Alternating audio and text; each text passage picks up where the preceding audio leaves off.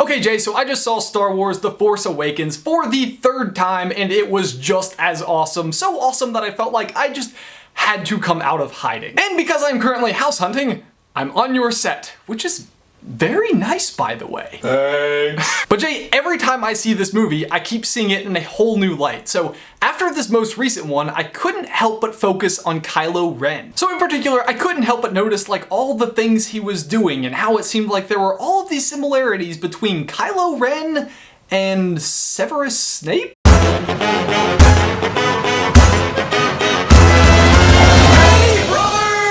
First of all, just look at the physical similarities between these two. It's a little uncanny. Both have greasy black hair, dress in all black, and have big noses. And that's important. Now, of course, the appearances don't really matter, especially in these two universes where all of the bad guys dress in all black anyway. But Snape was very carefully written. Everything about his character, from what he said to the way he acted, was intended to mislead you for 98% of the Harry Potter books. So the same could be happening here, especially because that's not where the similarities end. They were both super emo teenagers. Well, Kylo Ren kind of still is. Both are super powerful, and both are the right-hand man to the main villain. Snape started out sort of neutral, but was drawn to the dark side. Similarly, Kylo Ren started as a normal kid, but had too much Vader in him. At least according to Han, and an important line I will come back to in a minute. Which to me sounds like he was drawn to the dark side, and why Han and Leia sent him to train with Luke. At first, I thought all of these were just coincidences, common storytelling tropes that they use for villains. Here's the thing, if they have this many common tropes,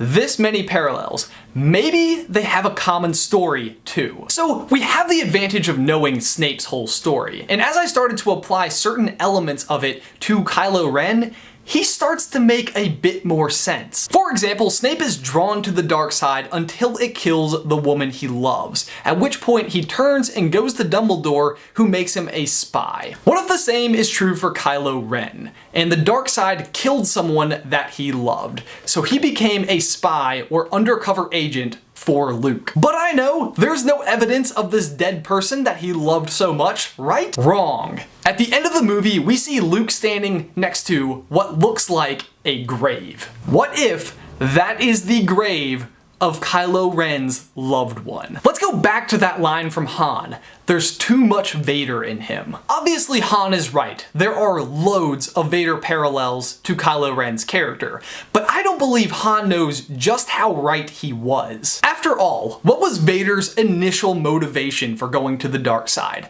Saving Padme. Love can't save you, Padme. Only my new powers can. I know, I hated it too. Either way, it always comes back to love. For Snape, for Vader, and quite possibly for Kylo Ren. Love can be a great motivator, but let's put it into context. What is love motivating Snape to do? Bring down Voldemort. So if we apply that to Kylo Ren, his ultimate goal is actually to bring down Supreme Leader Snoke. For Snape, this includes a lot of difficult challenges, including killing Dumbledore, which to Voldemort would prove Snape's absolute loyalty, when we actually know that it was a trick designed by Dumbledore and Snape to make Voldemort believe Snape's loyalty. Kylo is faced with a very similar situation. Snoke says to him, "Even you, Master of the Knights of Ren, have never faced such a challenge." By which he means killing Han Solo and eradicating the pull of the light side in him. But we get to see the confrontation. Kylo says, "I'm being torn apart. I want to be free of this pain.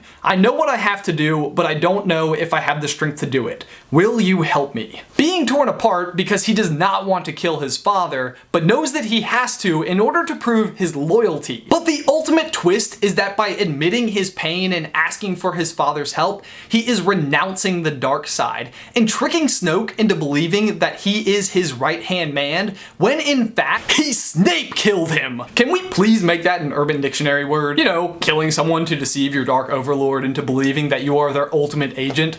That happens all the time, right? So there you go, that's my theory. Kylo Ren is way undercover as a double, triple agent. I don't know, I can't can't keep track. But go and watch the movie again, you know you're going to anyway, under the assumption that Kylo Ren is undercover and everything will start to make sense. So for my question of the day, what do you think? Are there any other similarities between Snape and Kylo Ren? Do you think it's possible that Kylo Ren is undercover? Leave your thoughts in the towel section down below. Jay, that is everything that I've got for you today, man. I will see you on Tuesday. So it's been a while since I brought up the feud, but if you aren't already, you should be following us on Instagram, but especially me, because Jay currently has more followers than I do, and we are kind of at each other's throats about it. Hey guys, it was so great to be back on camera. If you'd like to see me back, be sure to like this video, subscribe to the channel. If you'd like to see just a whole slurry of Star Wars facts, you can click right here for my Star Wars Fast Facts playlist. And Jay just put out a new cool theory on Inside Out talking about whether or not Riley was adopted. You can watch that